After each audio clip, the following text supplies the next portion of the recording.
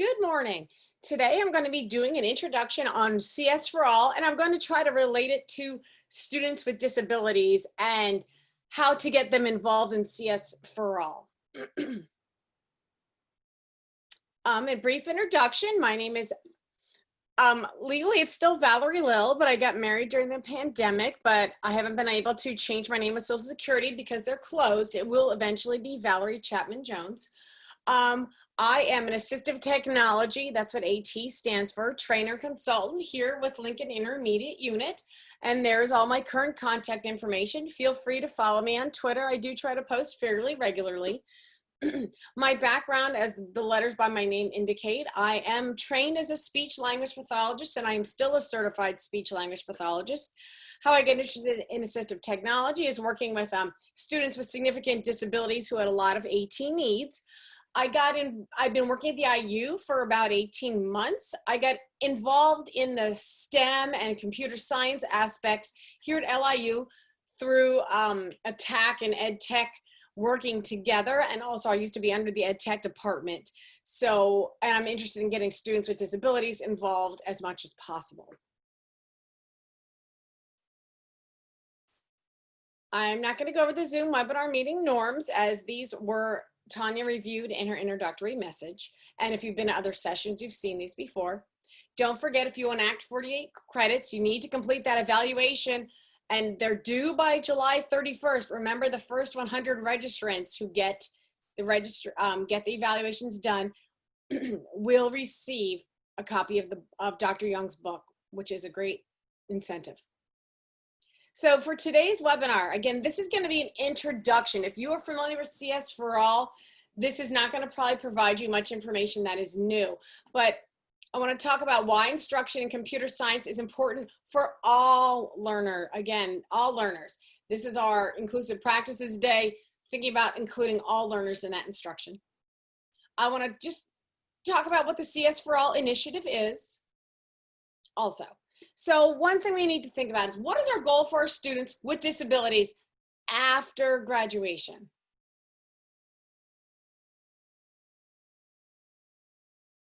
So think about that. Is one thing, I think our goal for all of our students, again, we're training these students, we're preparing these students for life after high school. We want them to be living independently or as independently as possible. And a big part of that is we want them to be employable, either continuing through post-secondary education for eventual employment, or employment right after graduation. You know, research will show you, I don't have the statistics here in this presentation, but do the research on it, and of the number of students with disabilities who are not currently employed, who are not employed after graduation.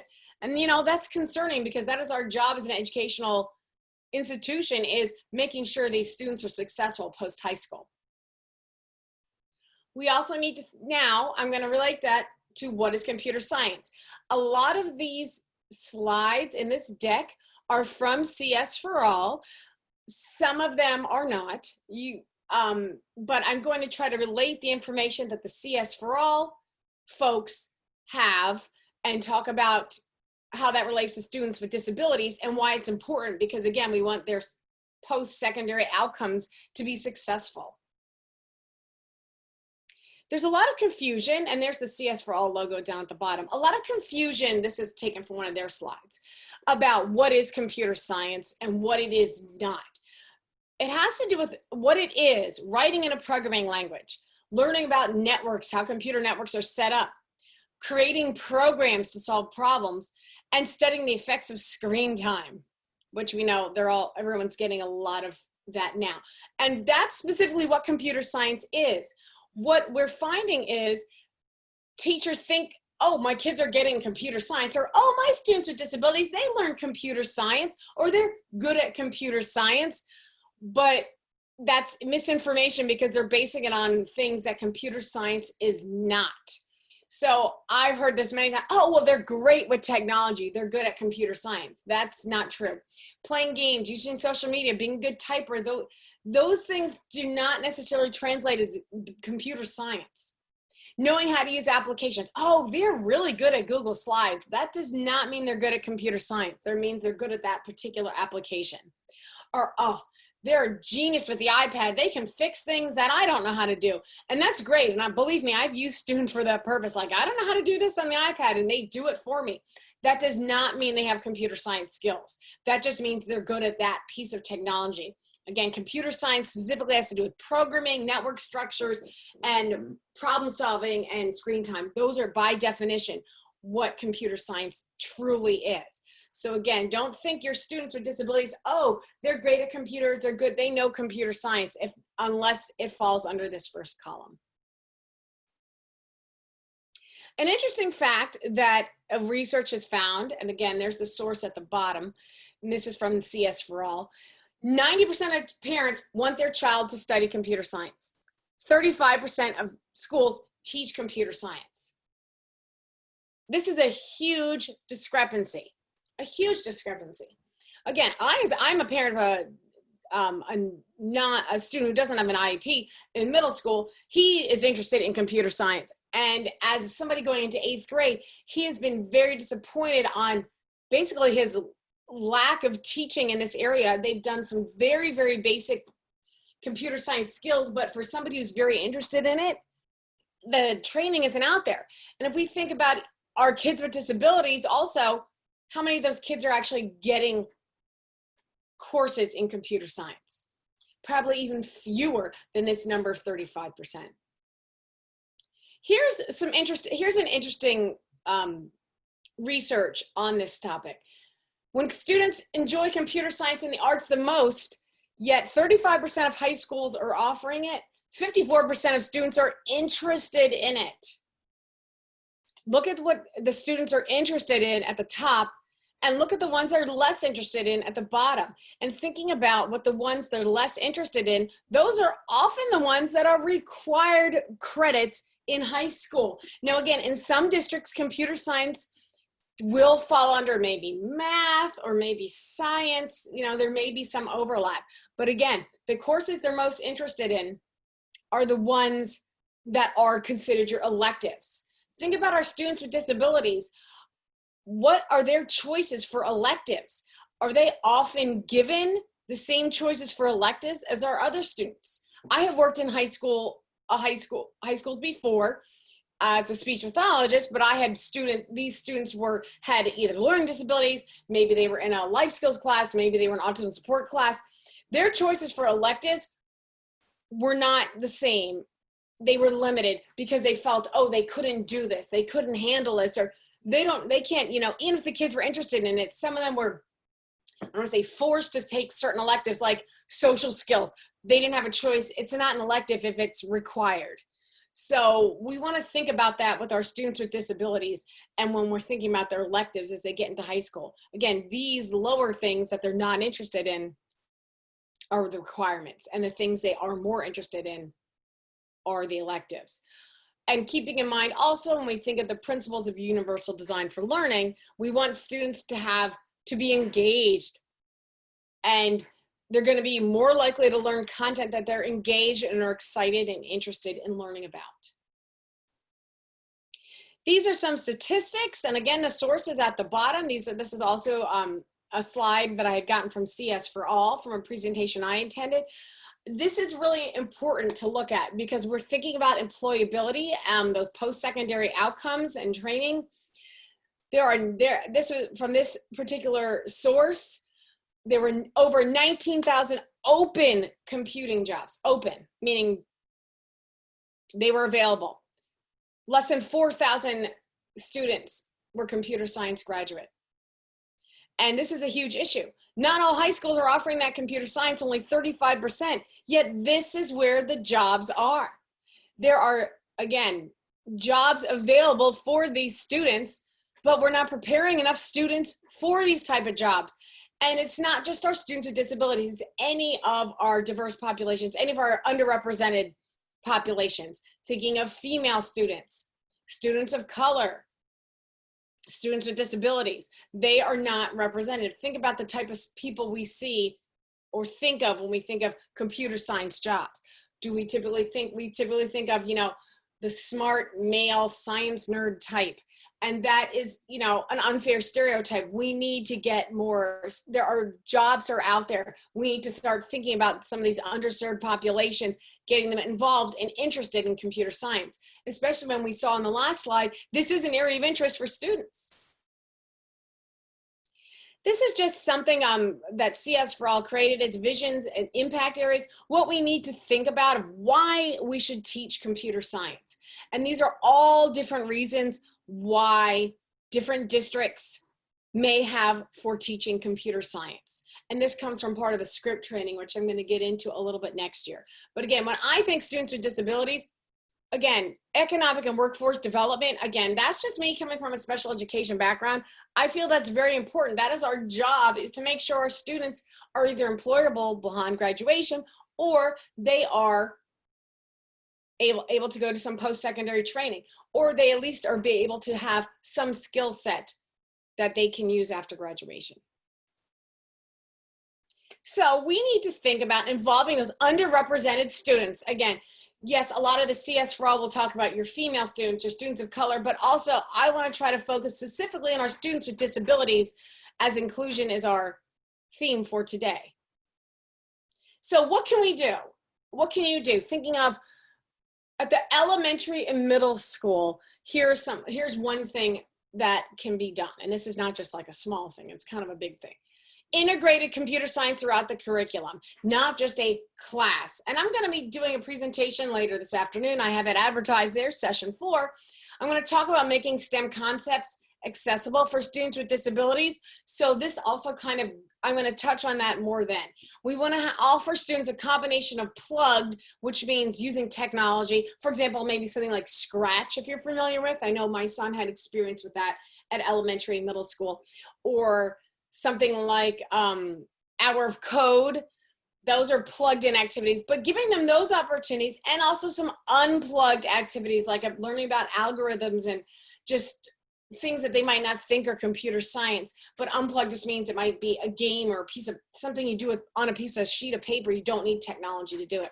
But we need to build that interest and engagement in computer science not well before high school. Again, the jobs and the careers are out there. We need to get the kids, and this is not just our kids, you know, our kids without disabilities, our kids who are interested in it. We need to expose all students, including our students with disabilities, because we could build an interest in them at a young age, and this could be a track for them for the future.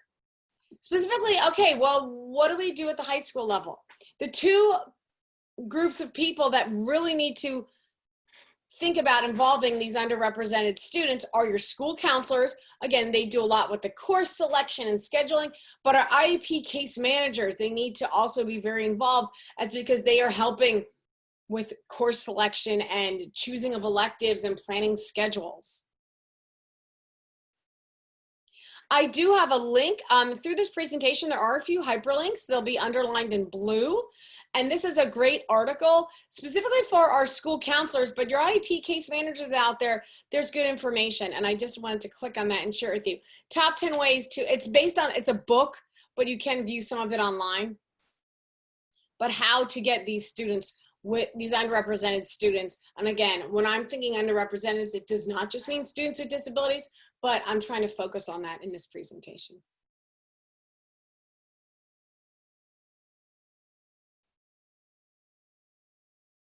So now I'm going to specifically get into CS for All, what that means and what it is. It's not just something I made up. CS for All, this is a blue hyperlink. If you click on it, it's going to take you right to their webpage. It's literally csforall.org. Here's what they do. This is from their website, exactly what they say their job is. They provide curriculum, professional development, best practices, and research to support CS implementation at the K-12 level. As I was just saying, it's important for those younger grades to be exposed to and get them interested in computer science. And again, CS, computer science is going to be abbreviated CS, just in the interest of time. So they're looking at, they offer a lot of things, but they're looking for all students. Again, the keyword being all. Again, including students with disabilities. They don't want those groups that are typically excluded from computer science to not be interested. We want to build interest in all of our students because, again, the jobs are out there and there's more jobs than there are people to fulfill them. The more students we can get interested in, that increases their chance of employability. An important thing, any educator can be a member of CS for All. They do have certain requirements that I'm going to click on, but pretty much almost any educator. So they have a list of some bulletin. If you answered yes to one or more, then you're ready. I am sure if any of you could answer, anyone who works in a public school district could answer yes to these. Does your organization have a mission that includes making an impact on CS, either directly or indirectly? Again, do you have an online presence that helps advance the agenda? All teachers have an online presence, especially in this time of virtual learning. Do you provide content and programs related to computer science education? If you're integrating computer science into your classroom at the elementary and middle school level, using those plugged and unplugged levels, activities, excuse me, you can answer yes to that question. So again, you can look over that, but it's likely that most of our educators are going to be able to answer yes to one of those questions and be able to join CS for All. Social media searches. CS for All is, people will tag that a lot. So if you want to learn more about CS for All or looking for ideas for plugged and unplugged activities at all grade levels, I highly suggest going on Twitter, on Instagram, but especially Twitter, there's a lot.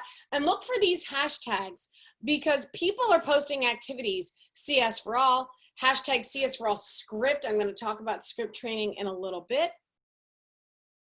Hashtag computer science, hashtag CSED, hashtag equity in computing. Again, especially for our students with disabilities. This is anybody who hashtags that, it would be appropriate. CS in PA. Again, that's specifically for Pennsylvania. CS for All PA, specifically for Pennsylvania.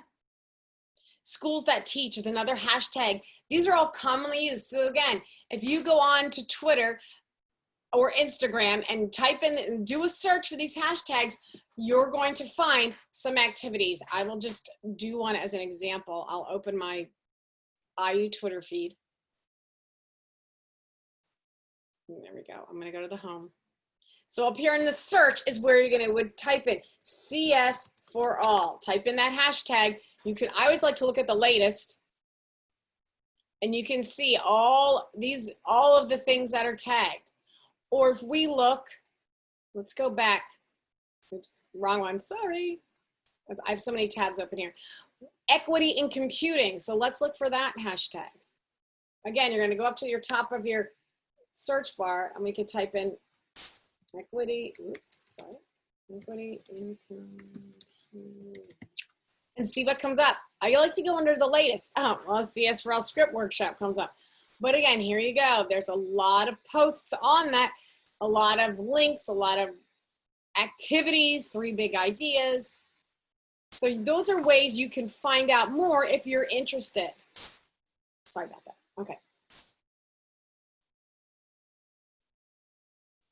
Script training falls under CS for All. Now, I did have a poll here for participants, and unfortunately, I'm doing this by myself to be recorded, but here was the poll, and I'm going to show it to you.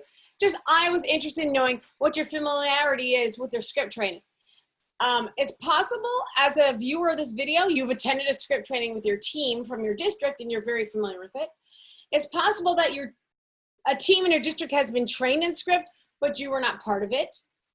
It's possible you would be unsure, maybe. You know, there are districts within LIU 12's footprint who've absolutely been trained in script. So you may or may not know if there's a team, or maybe not. I have no idea what that is. I've never heard of it. Any of those are okay. If you've attended a script training, this is going to be, some of this information is from that training. What SCRIPT stands for, it's an acronym. It stands for Strategic CS for All Planning Tool for School Districts, which is kind of a mouthful, but it is basically a rubric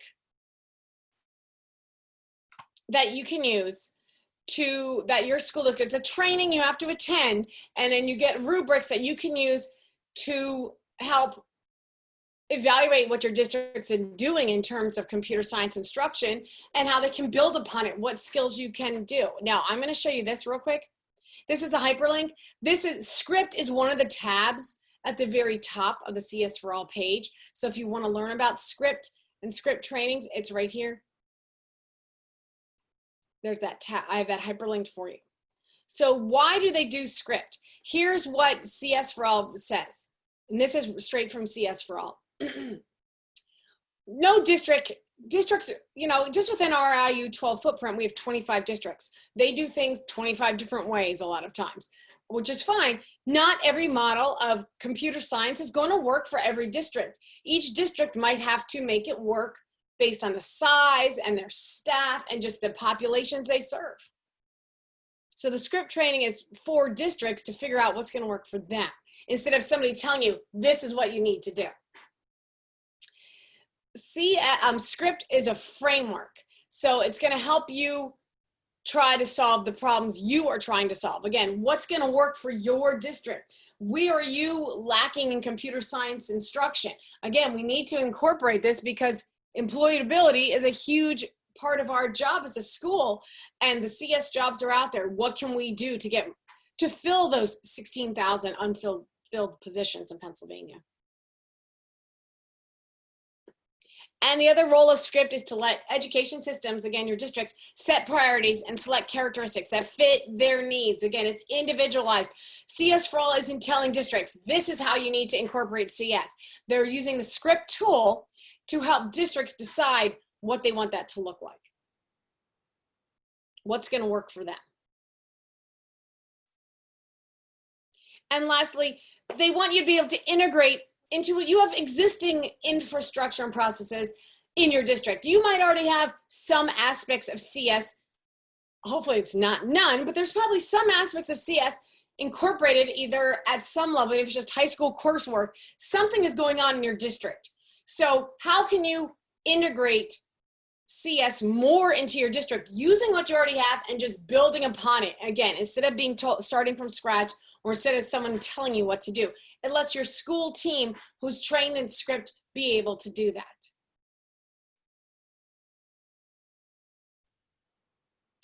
Oh, I did not mean to click on that yet. Sorry about that. Patton, or Patan, however you choose to pronounce it, is they have a resource on their webpage to give you some more information on that. And again, it's under Home, Supports, STEM, and CS. It's kind of buried under there, which is why I put a direct link to it to make it easier to find. But they have some information about script there. So if you want to learn more about it through a state level, CS for All is a national initiative. This is at our state level. But again, they're going to refer you right to CS for All. There's something interesting, something that I had received at my script training on the PA script map. Has your team in your district been trained? So if you don't know, if you answered that survey and said, I don't know, maybe, they actually have a map where you can search to see, again, a map of the schools who have attended. Click here for the key. So again, and they actually have the dates. Now, obviously this map is, we got to zoom in if we want to try to, look at our LIU footprint. LIU 12 down here. So you can see where there's purples. Here, Waynesboro, I know they attend script training. And you can click on it and it will tell you about them again. So you can see there are some districts that have been trained. We have Gettysburg. This is the IU building. So obviously, oh, and look, there comes my name up. The facilitators, I'm listed as one of them. So Littlestown attended the training. Southeastern, York County School of Tech.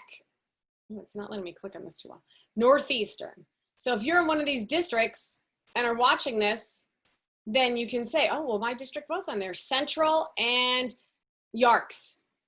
Now, again, if you're from a different IU, a different part of the state, you can also use this map and see who was trained. Now, this has not been updated. There were script trainings a lot in the fall and the spring. They're probably on hold now as or occurring remotely, so they might not be adding it to it as frequently as they had in the past. But that's just a great resource to check. If you don't know if your district has been trained, look on there. If your district doesn't come up on there, then they haven't been. If they do come up, then there is a script team somewhere in your district. You may not know who's on it, but you could certainly talk to administration to find out. Here's our LIU script contact. I thought it was funny that I also was listed, but Ben Smith, he's going to be your go-to guy for that. I'm kind of secondary on there. So how would you begin to incorporate CS with my students? Obviously, I said earlier, at the elementary and middle school level, it's not just high school coursework. We need to be incorporating it all the time we want our students to get interested. So here's some ways you could start. Look at CS for All. They have tons of resources. Again, you need to join. It's free. If you meet one of those criteria, which you likely do, you can create a membership. Attend a script training through the IU. I'm going to talk about that in a little bit. CSIU did a video about it, where our journey begins, about how they started incorporating. This was from a CS for All. I was at PACS training in June. They had a 2-day conference in June, and they had a little video that I wanted to share. They talked, and what their recommendations are. It's a 30-minute video, so I'm not going to show it. To start a cohort of educators interested in building their CS capacity, and that's often who may be at a script training, or the script training, just somebody might be told they have to go to that. Designing a pathway for learning. Script is the way to go. That's what CS for All recommends. And attending any CS related professional development. Those are some things they recommend. Again, and they specifically, the CSIU video, they're talking about special education students with disabilities. And again, this is something, these are all things I already talked about, but these are things they recommend.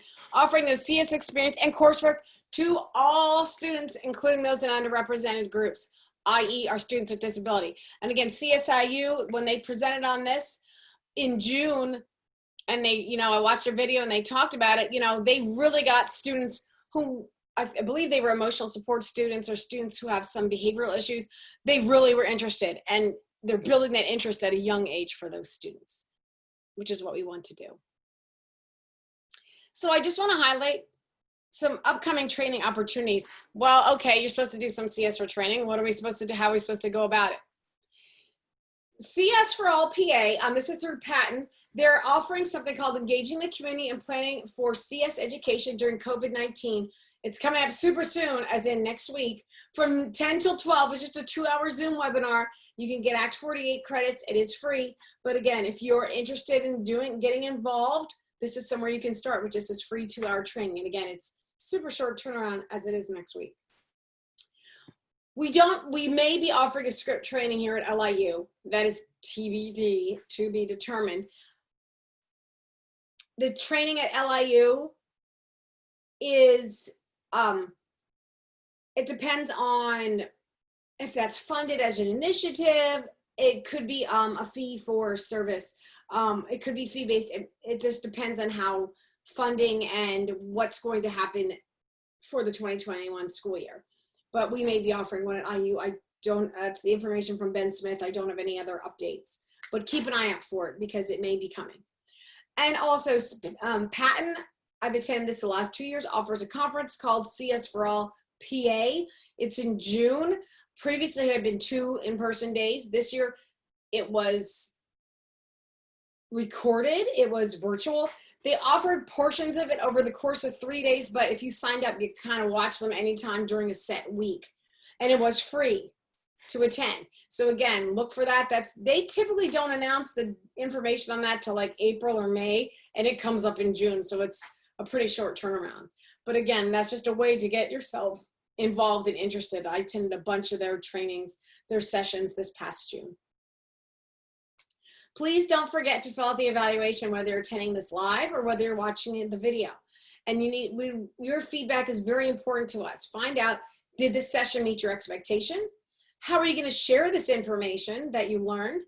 And what's the key information I presented today that resonated with you? And don't forget, there's our day 3 schedule is right there. You hyperlinked right there.